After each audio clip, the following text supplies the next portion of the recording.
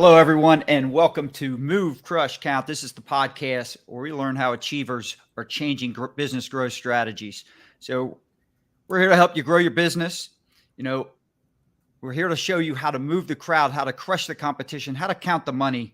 Today's interview is sponsored by J&L Marketing. J&L is a digital and direct marketing agency that delivers results with strategies that are going to help you outsmart competitors so you don't have to outspend them. The title of today's interview is Finding Business Inspiration at Monterey Car Week. And I owe a lot to this guy, my guest. My name is Scott Joseph. Today I'm interviewing good friend Todd Blue. He is a true business leader. And we're going to talk about finding inspiration and creating new opportunities. And he introduced me to something, Monterey Car Week, that I had an absolute blast. So first, let me welcome Todd Blue. Thanks, Scott. It was fun. It was great. I haven't seen you since. No. So we had a ball, and I'm glad you loved it. I was hoping, you never know, but I took a pretty good bet to say that I thought you would love it because I don't think I've ever had anybody go that was disappointed. Well, you've got an incredible track record as an entrepreneur, as a business leader. You've successfully started and sold multiple businesses at high levels, I should point out. You're the type of guy in talking with you and being around you. I can see the way you dress today. I can tell by the office behind you, you pay attention to details. All right. I remember our first interview. I was down there, and I've never been in a dealership where every little thing was exactly where it was supposed to be and so pristine. It was awesome. That was fun. That was fun. But you were kind enough to invite me to Monterey Car Week. I had no idea what to expect. You had me when you said, hey, you go to the Derby every year. This is the Kentucky Derby for the auto industry. But we're going to talk a little bit about that and how it doesn't necessarily have to be exclusive to auto, right? And so let's get to this. We're here live. We're blasting out to YouTube, or LinkedIn, Facebook, different channels on all that. So if people have questions as we're going, type them in. I'll do my best to put them on the screen. Not all channels deliver the questions right into my StreamYard feed. So sometimes we got to go back and answer those later, but we try to be as interactive as possible on this show. But let's let our audience get a quick introduction to who you are, what's your background, your education, how you got started, and we'll kind of take it from there. Sure. I'll be real quick. First of all, I'm from the same place where you're from. Well, are you from Louisville, by the way, originally? Are you from Ohio? Yeah, I'm from Cincinnati originally, yeah. But I've been in Louisville most of my life now. There we go. Yeah. So we're definitely from the same area. I definitely, like you, grew up a Cincinnati Reds fan. But, from Louisville, grew up, went to George Washington University, studied international business, worked in Chicago after school in metals trading and commodities. Came back to Louisville, thought that I would be there the rest of my life, went to work in a family business that was also related to that, did some metals, some recycling, railroad car parts services, steel mill services, ended up buying that business with my brother, and then sold that business to a public company, worked for that public company, and then finished that employment obligation, and then did some entrepreneurial stuff in Louisville, had some great partners in Louisville, and did some real estate, did some fast food restaurants and other things, but was never really passionate about anything. And not so coincidentally about this conversation today and inspiration. This is the absolute truth. My first introduction to Pebble Beach and to Monterey Car Week was with Jim Patterson, who's from Louisville, Kentucky, who's been a business mentor of mine and an inspiration. He's an incredible entrepreneur also. And he brought me to Pebble and introduced me to it, which then led to collecting cars, which then led to finding my way to the franchise automobile business. So it's not so coincidental that the title of today's show is a real thing, and it really was part of my inspiration. Well, I got to tell you, when I went out there, I don't know how you have to go with your eyes shut to not be inspired and not at least have some things click in your head where you could sit there and think, I could integrate this into some of my business practices, or this gives me an idea to do this or that. I can't wait to dig in a little bit with you and find out what some of those were. So let me ask you this.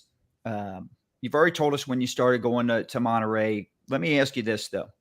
What were some of the initial, because I'm a rookie, I've only been one time. So what were some of the rookie mistakes you made early on?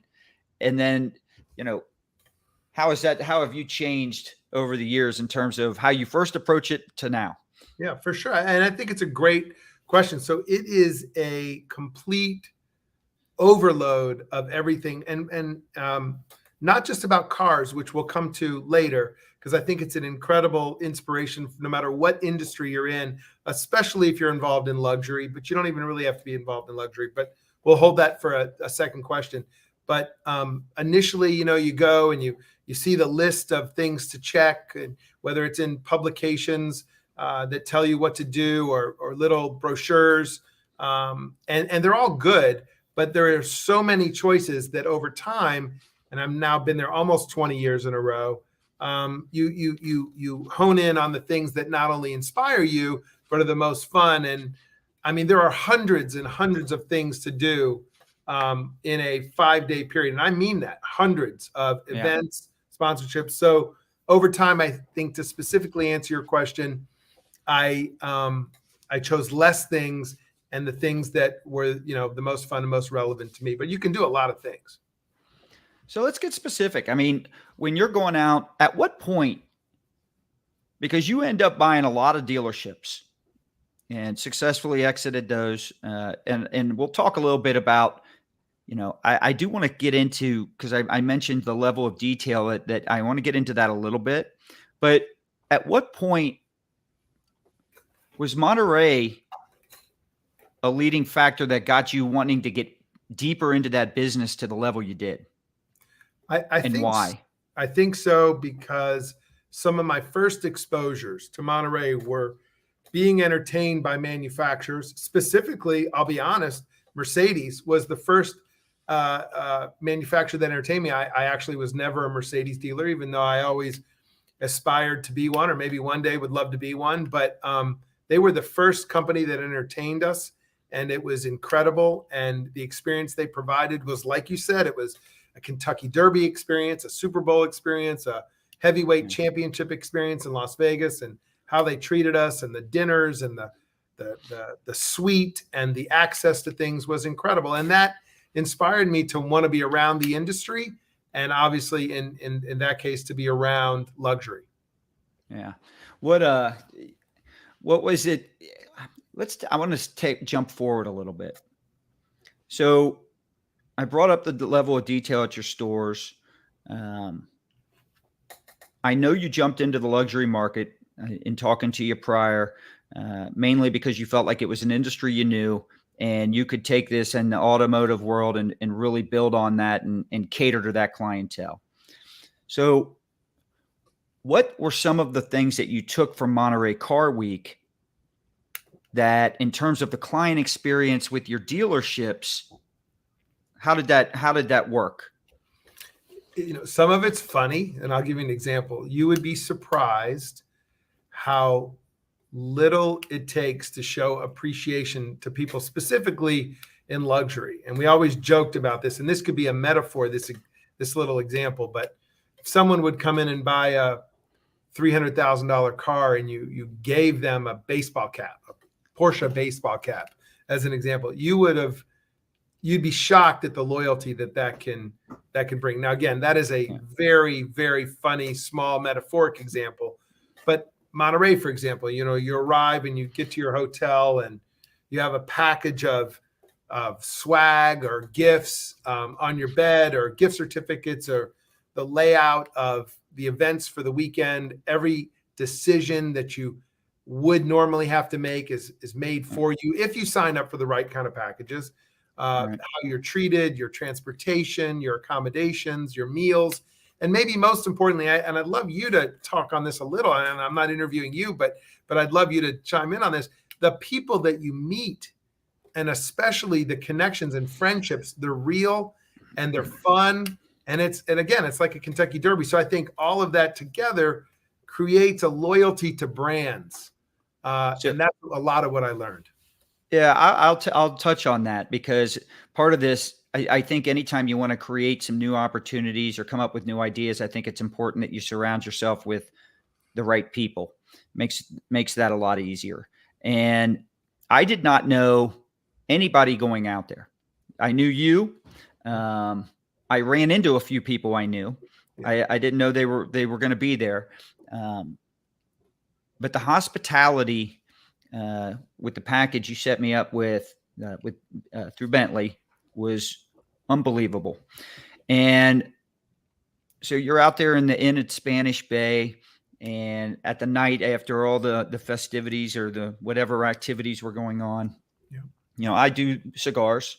And I enjoy a bourbon. Of course, that week it was all Macallan with Bentley. So, but not too bad when they're pouring unlimited Macallan 18s for you Yes. all weekend long. Yeah, for sure. So yeah, so but the conversations around those fire pits were unbelievable.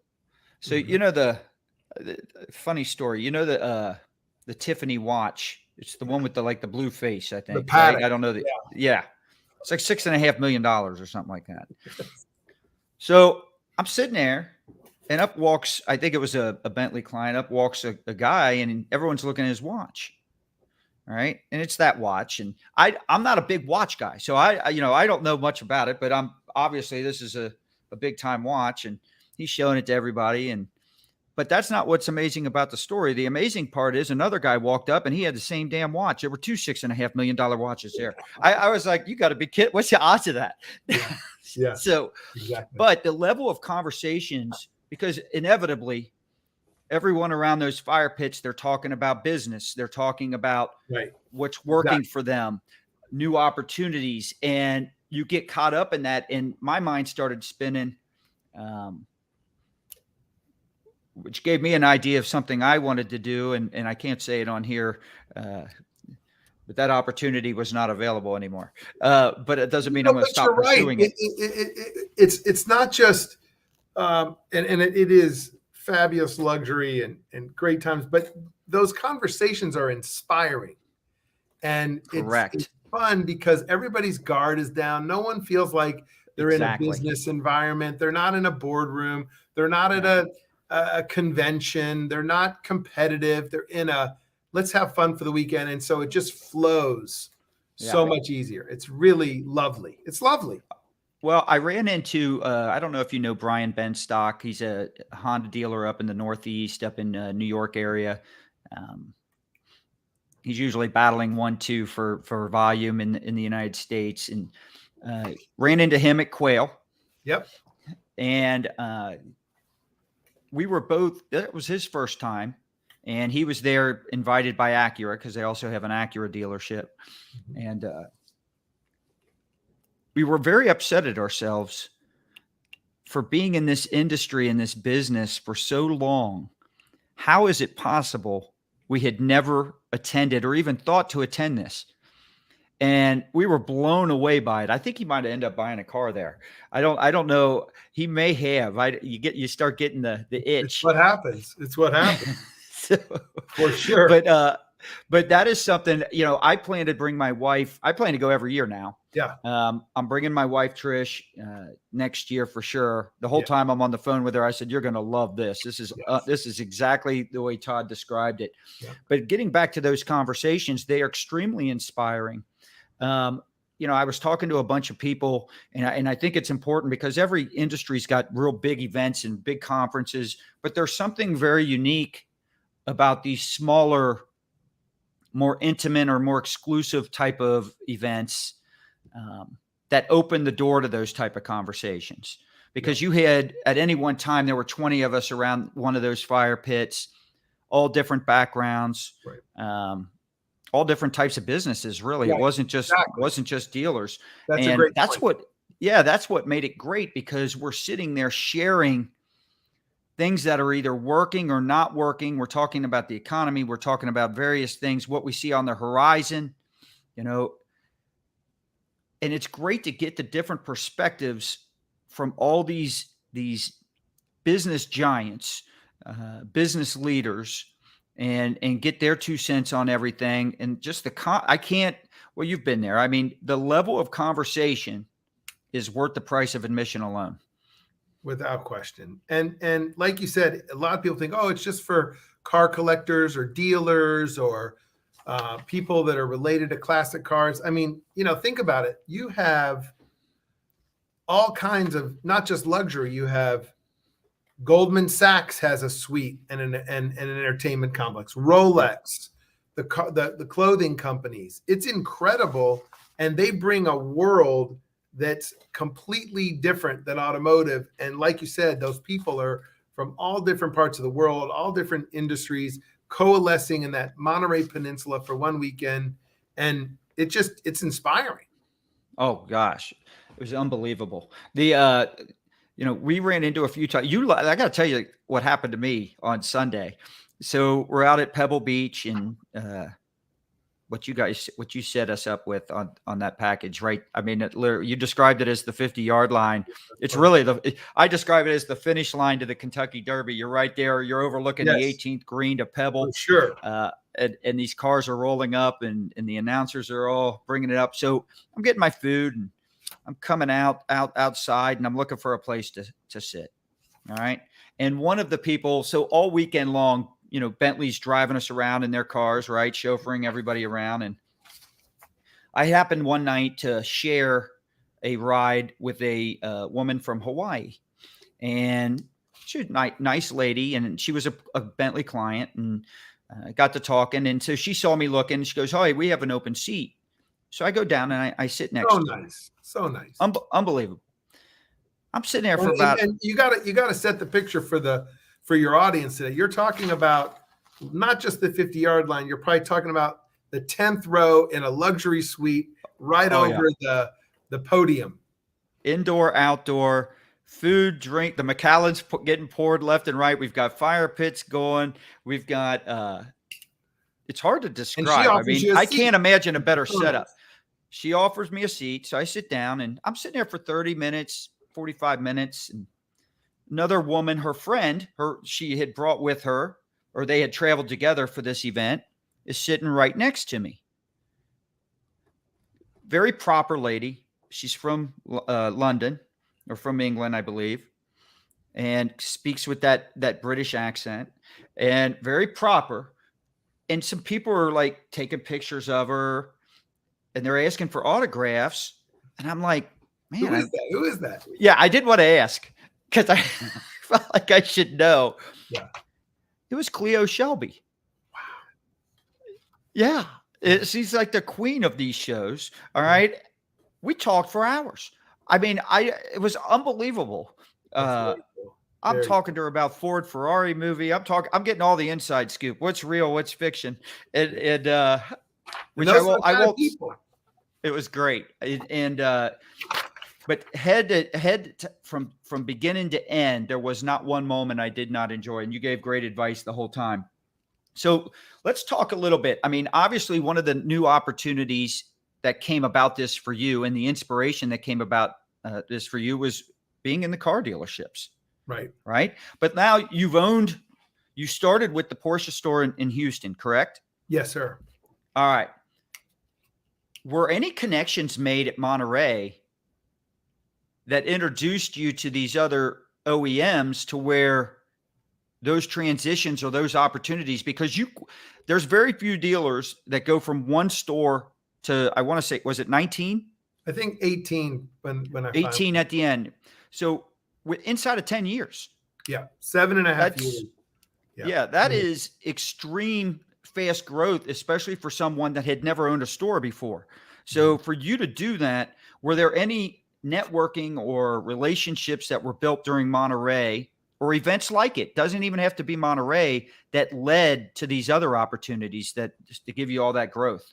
Yeah, I think that's a great question. I think potentially maybe, or it was as organic as it was strategic. And what I mean by that is, I'm a genuine car guy, genuine fascination with collecting, and a genuine collector before I was in the car business. And then, so the love and familiarity with the brand was not forced upon me by manufacturers or by the brands. And so the conversations and the mutual passion with the guys leading and running these companies were just organic and natural. Now, so if you had one Porsche store and then maybe you ended up with 4 at the end, and Lamborghini and this and that, maybe the growth within the brands, conversations led to opportunities in that way. But I can't really pinpoint it, but I would say it definitely didn't hurt, to say the least. And I think our commitment, which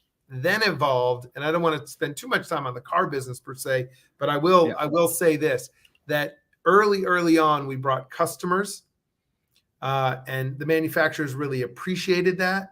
Our customers loved it. It was, just like you, one of the favorite things they had ever attended, which then led to them, as you very well saw, buying the newest, latest thing that are a lot of times unveiled right at Pebble Beach, and everybody wants to get their orders in and put their deposits down.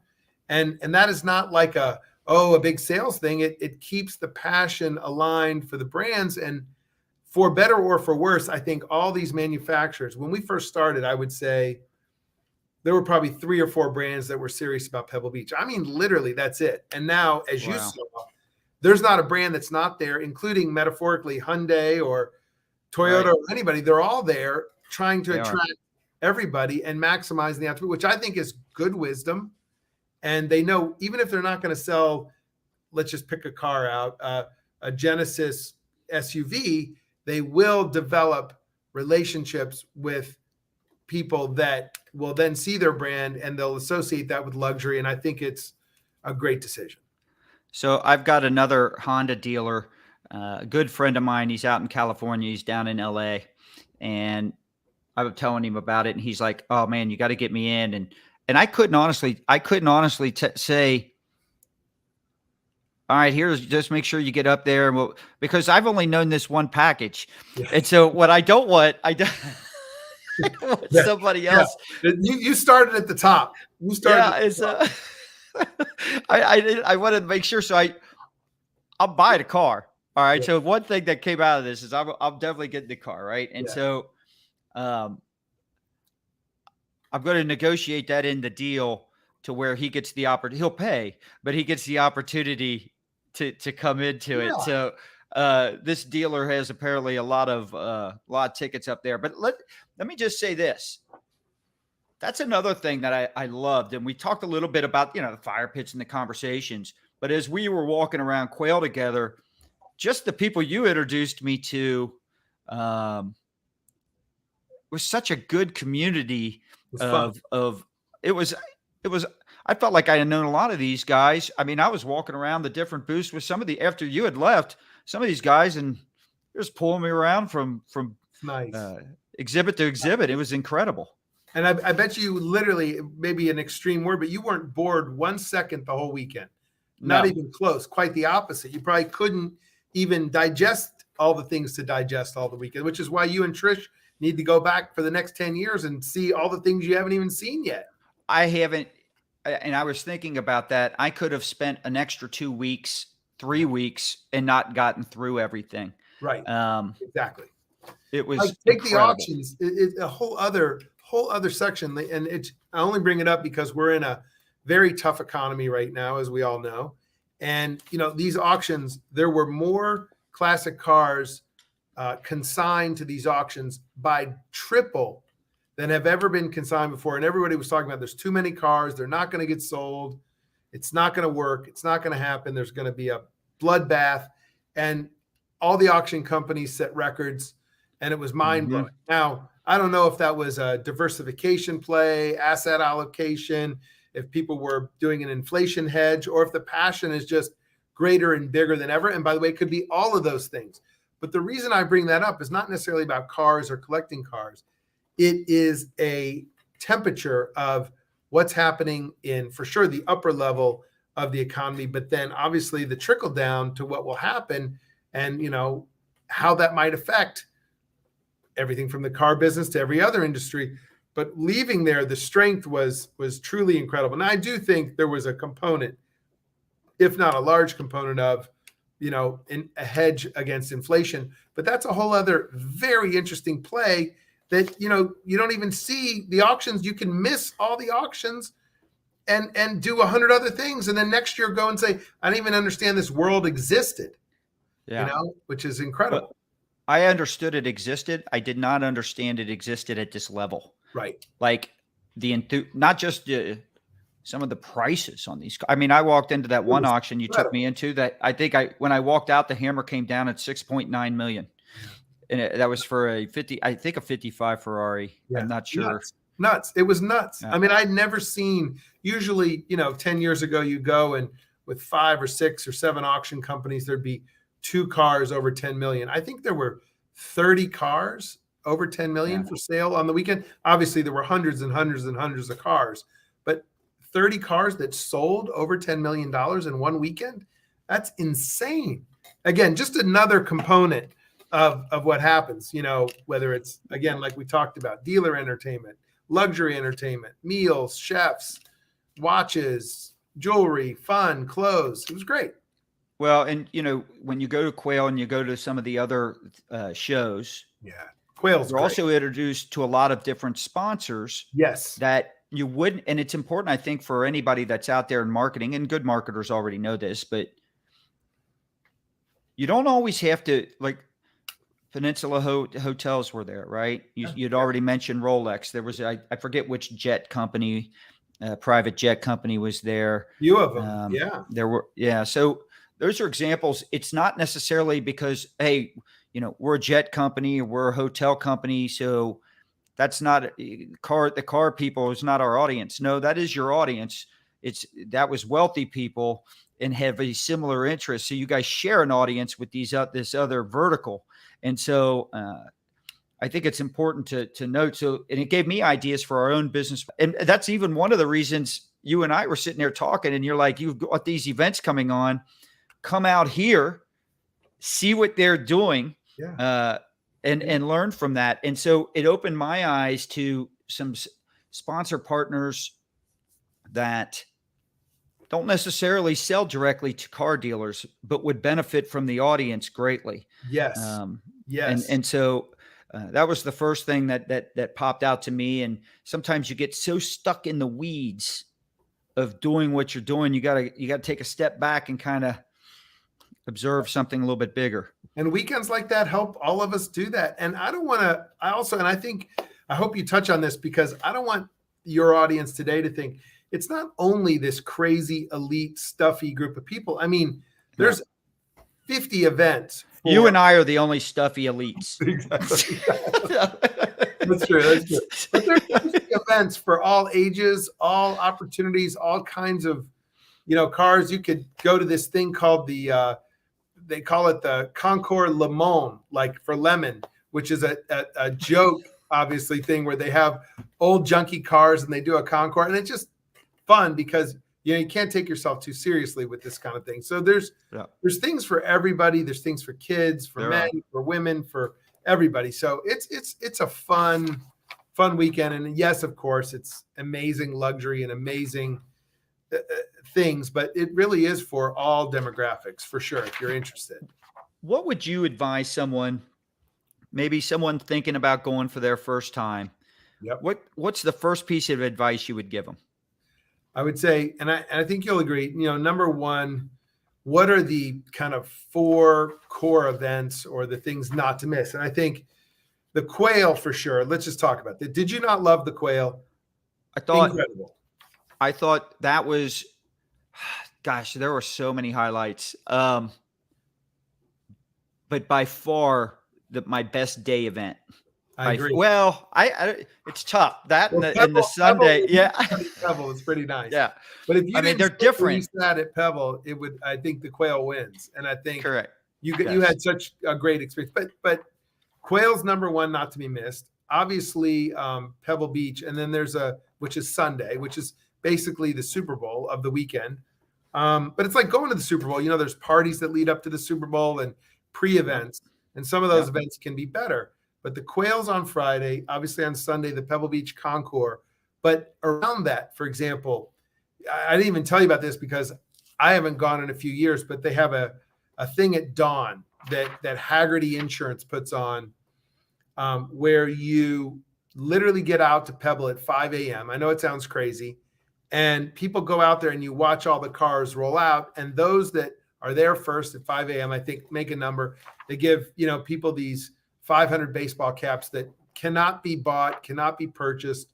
And it's an amazing thing to see that. So for a first timer, for sure, like it's an indoctrination to go. So that's kind of a fun thing. And I personally believe the auctions and at least attending one night of the auctions is a hilarious, just honestly, I was talking to my buddy Bruce Meyer from Los Angeles, and we had popcorn and a Coke, and we were sitting in the front row of one of the auction companies, and we watched that Sally car go to auction, which was for charity, which was lovely. And let's just say it was a $300,000 Porsche. It had maybe some special edition things, which maybe raised it to a cost of $380,000, which of course is not cheap. And the car went for $3.6 million because it went to charity, which was amazing. Awesome. And so those kind of highlights for the weekend. It was called the Sally car from the movie from Pixar, which shows that there's all kinds of things. And that's like obviously a kid's thing, right? Meaning that's not a kid's thing, that $3.6 million, but it was inspired by the fascination with that animated movie and all of the children's kind of love for that film. And then all of us that are adults that either took our kids when they were little kids to that movie, or some of the people that were in the room were kids during the movie. So I wouldn't miss the auctions. So Quail, Sunday, Pebble Beach, the auctions. And then there's really, honestly, each and every manufacturer does a fantastic job in their own tents and their own booths during the course of the week, during the daytime, whether it's at the Bentley House. Go ahead. Yeah, please. I was going to say, just so we paint a good visual, this isn't like if you're hearing the word booth or exhibit, it's not walking through a trade show and seeing like some 10 by 10 booth. I mean, the Bentley House was a mansion that they had then built onto the back, their own bar system. And I mean, it was just wild. I mean, it was awesome. It was amazing. And it really, all those different, whether it's Lamborghini, Ferrari, Porsche, they capture their customers and they inspire them. And it's just a great download of each and every brand. And so I wouldn't miss that. I'd make sure to have a free day to go enjoy all those different homes or events. So I already got my thank you card. I mean, how nice, a handwritten thank you card. Love it. Following that event, which you don't see a lot of anymore. Not a lot of people send out nice handwritten stuff anymore. So that was nice to get. Very nice. What's your absolute favorite for you personally? What's your favorite part? I think you said the auctions, but you're big on collecting. You've been doing that before you. I was doing that before. I like the action. The auctions are my favorite part. I see a lot of my friends. It's a very, very absolutely exhilarating environment. People's heart rates are up. There's competition in the room. It's fun to see people battling for cars. It's great to see the consigners do great when they sell them. It also is, as Wide World of Sports used to say, sometimes there's the agony of defeat, and you see a consigner who has just gotten smashed selling his car, but you win some, you lose some. And I've been on both sides of those situations. But and now the new thing, one last thing I left out with the auctions is, there's a lot of new players. And with the digital, just like we're doing today, there's auction companies and the digital space coming in, and people were saying that these in-person auctions are going to die. And whether it's P-Car Market or Bring a Trailer or these other online auction situations, all of which are great and all of which have opportunities. The in-person auctions are alive and well. The rooms were packed. It was standing room only. And for me, it's the most exhilarating part of the weekend. Again, it's also a great way to finish your day. You're outside in the beautiful sunshine all day, and then you come in and hang out with your buddies and have some popcorn and a Coke and watch these auctions go. It's actually a lot of fun. So one of the things that online stuff will not be able to duplicate is going to be just the experience. For sure. Um, Yeah. and let's face it. I mean, could they take the auctions and go 100% online? Absolutely. But that isn't going to change because that's not why people are necessarily, it's not the only reason people are going out there. So true. It is, there are so many benefits to talking with people and growing your network and surrounding yourself with the right people. And I think, a lot, even like Derby, I think more so out there in the car, in Monterey Car Week than Derby. You've got to be in the right at Churchill. You got to be in the right room. Yeah. You can't, for lack of a better word, you don't want to be with the track degenerates, the ones that are there every day. So, but I think when out here at Monterey, I think you're just surrounded. I met business owners in LA that had nothing to do with the group I was with or the package I was with out there, all at Spanish Bay. Met all of them there at the fire pit, different night. I mean, I can tell you, the only complaint I had was the inn at Spanish Bay is very strict that the fire pit shuts down at 12. Yeah. It could have gone till 3 a.m. every night. No one wanted to leave. Everyone was having good conversation. We could have kept going, but they were very strict and it was cold. So, I mean, once the fire pit goes, it's time to retire. But that would have been my only complaint. Yeah. What do you think someone might find surprising about Monterey Car Week if this was their first time going? Well, a couple things. One, also, you mentioned Trish earlier and bringing her next year, which I'm really glad that you are. I've brought my wife many times. There's something for everybody. So I'll just give you an example. We left out the whole thing that Carmel, downtown Carmel, is hopping. And during the daytime, the coffee shops and the restaurants and the shops and, the classic cars parked on the side of the street, and just the festive environment is like being at, Mardi Gras. A little different than Mardi Gras, but I'm just saying it's very, very festive and very lovely and fun. And so you don't even have to like cars to have a great time over the weekend. Yeah. So I think the different things that we haven't touched on, again, I think the changes, I think we a little bit touched on it, but when we first started going, it was not corporate. Now, let me be clear. I don't think that's a negative to say it's become more corporate. I actually think it's gotten better because the corporate involvement has meant that the customer and participant and experience of those that attend is better because the money that's invested in the entertainment is absolutely, top notch, Four Seasons level quality by everybody. Because the competition amongst the manufacturers and the other sponsors that are there, they all want that guest experience. So I think that is really what has improved over the years, and some of the things that we left out. It's just one of the best experiences. It's funny you say that because it is almost like I felt like OEMs, they're not just competing in the cars, they're also now competing for your attention and who will walk away saying they had the most fun at whatever event, right? Because I remember people saying, are you going to this party? No, I'm going to this party. I'm going to be doing this. I'm going to be doing that. And certain OEMs hype their party. I think Lamborghini must have been doing something very special that year from a party. I didn't go to that party, but I heard a lot of people talking about going to it. The Bentley party was phenomenal. Yeah, phenomenal. Yeah, unbelievable. The hospitality from people that aren't necessarily in the hospitality industry was off the charts. God, they were just I'd never met these people before. They were so nice and sincere and just genuine people. I absolutely loved it. I will never say enough to explain how much I enjoyed that experience. I've never done it, but there are people, this is kind of funny, and it's not funny because it's the golf capital of the world. But a whole thing I don't do because I'm not a golfer is there's a whole other parallel track where people are out there doing all the things you and I did. And at the same time, they've got 18 holes in the afternoon or in the Well, morning. see, what package is that? I would exactly. No, but I mean, until the day before or maybe 2 days before, Pebble Beach is actually open. Spyglass is open.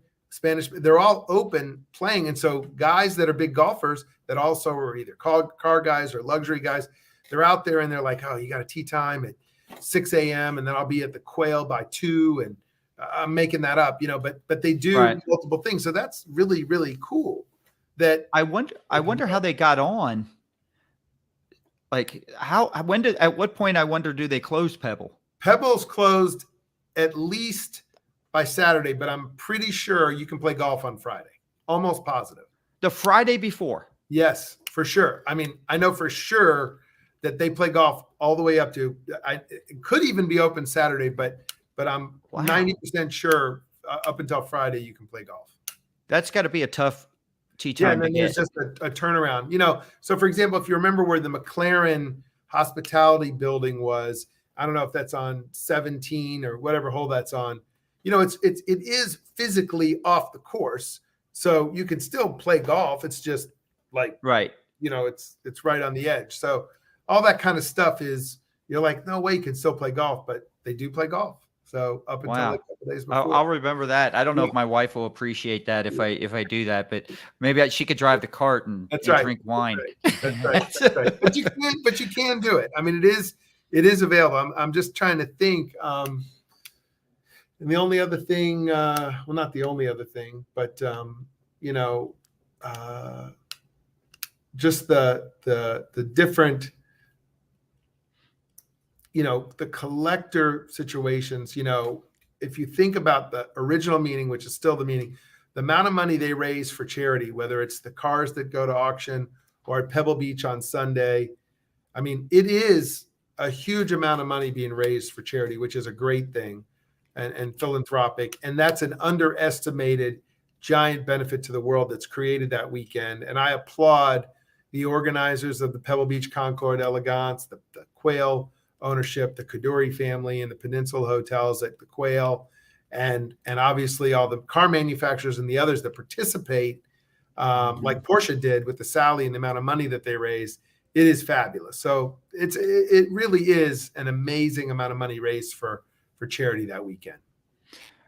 I want to make sure it's not, when you or I are talking about all this, the money obviously there that week it's insane. Yeah. It doesn't really even matter how much you make. I mean, I can promise you, no matter what you're making, unless you're Elon Musk, there's someone there that probably makes more. No question. I mean, there was one guy bigger with a bigger boat or whatever, There was one guy you introduced me to. I'm not going to say names or what company, but he sold his company for multi-billions. Yeah, and there's a bunch of those guys out there. There's a bunch of, NFL, NBA, MLB team owners. I mean, the whole thing. But here's the thing. It's not about that, right? It's about surrounding yourself with the type of people that have the mindset to accomplish that. These are people that dream big. They act big. And what I mean by acting big, they're not afraid to take action on what their dreams are, and they pursue it and they're relentless in that pursuit. And that doesn't mean, and they do it in an ethical, good way. These are good people out there. And so I want to make sure that this show, you and I, we're not sitting here saying, oh, go out there because of the money. It's the opportunities about being around such great minds that are doing great things in the world and doing great things for the world. Correct. And so I want to surround myself with the right people. Anytime I look at any accomplishment I've had, I can almost always point to, I was around this person, this person, this person. And if I ever got into a funk, if I ever went into a little rut, maybe for a year or two where the growth wasn't as high, I can also look backwards and say, maybe I should have spent more time with some of these other people. It's true. And so, I've said this multiple times on this show. my biggest regret over the last, not the last 20 years, but let's say my first 20 years in business out of the 30 years, my first 20 years was thinking I could do everything on my own and not paying attention to growing my network and building relationships with the right people. And I was just ultra competitive, saying, oh, I can do that. I can do that. I can do that. And I would have gotten so much, I would have achieved much higher levels of success. And I would have, more importantly, I would have gotten there so much more quicker. And I would have enjoyed the process much more, surrounding myself with the right friends and influences and mentors than trying to learn everything and going through that learning curve. Mm-hmm. Good point. Good point. I mean, we can all be inspired every single day. And I think your point that you made is so true. These guys are not out there just flexing.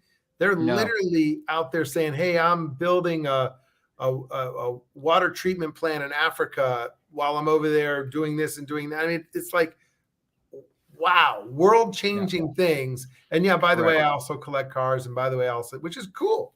It's the guy I mentioned that you introduced me to, he was wearing a raggedy T-shirt. I promise you, if he was walking through, there is nobody that thought he had a dime. That was what's great. Yeah. But talk about that a little bit. How has that kind of changed over the years? Because I feel like, well, look at you and I.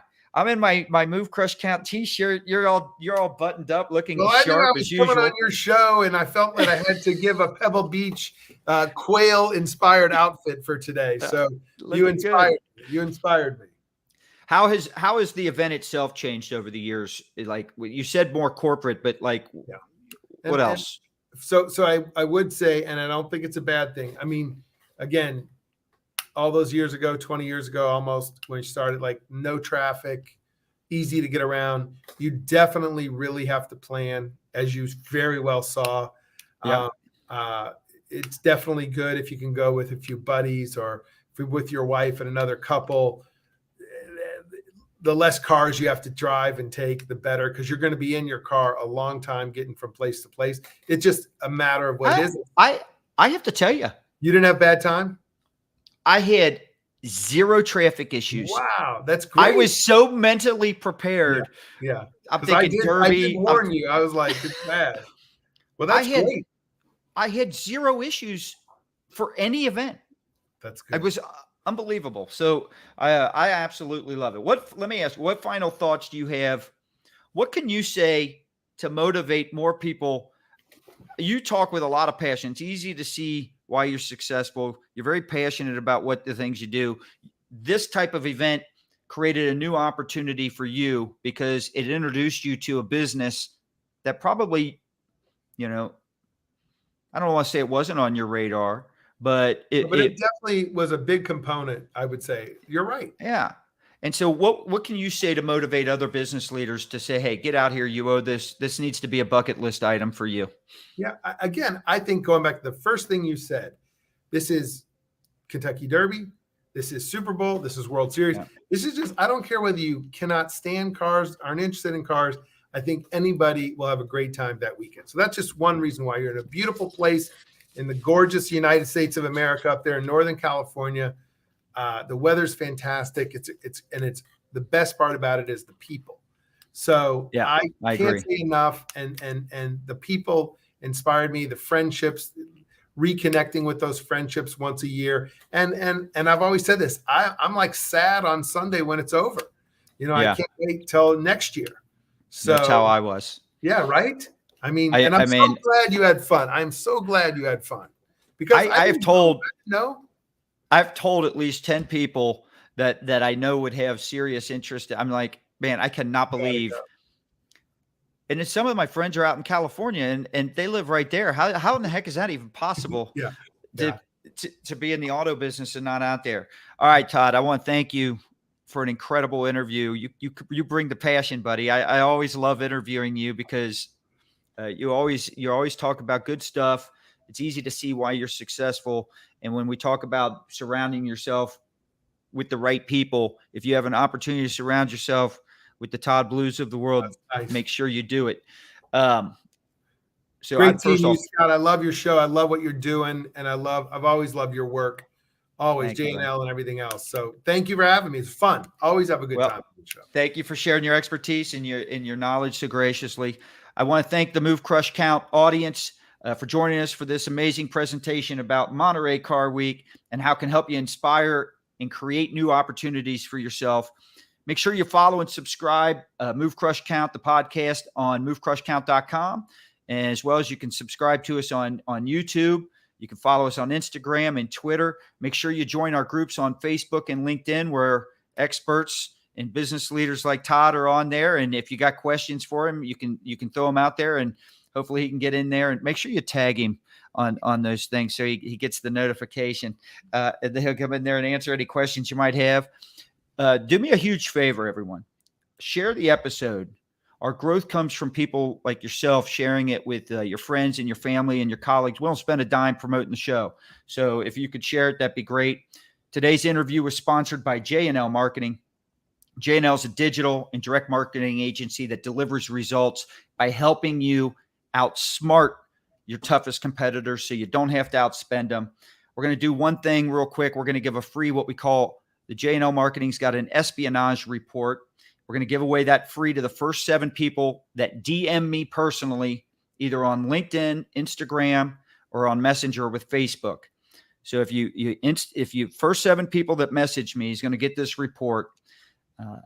I want you to imagine for a second, if you had, Todd, you used to have stores. Imagine if you had the ability to spy on your toughest competitors, your prospects, or even your own company without spending any money or taking up your own time. And what I'm talking about specifically is if you want to dominate online today with digital marketing, it's critical that you know which offers, your toughest competitors are running. More importantly, which ones are working and stealing market share from you. And so that can take a lot of time trying to figure out that and go through that. We can do it quickly for you, painless, and we'll do it for free. And it'll show you where your biggest opportunities are. And it's something, no matter what agency you're doing, you could take this information, work with them, and see instant results from it. So that's J&L Marketing's online espionage report. It'll save you a ton of time, money. You'll receive insights that'll deliver the most actionable, tactical, and timely digital marketing tips you need to move the crowd, crush your competition, and count the money. So private message me, request your free online espionage report now. I am Scott Joseph. Thank you for joining us, everyone. Thank you, Todd.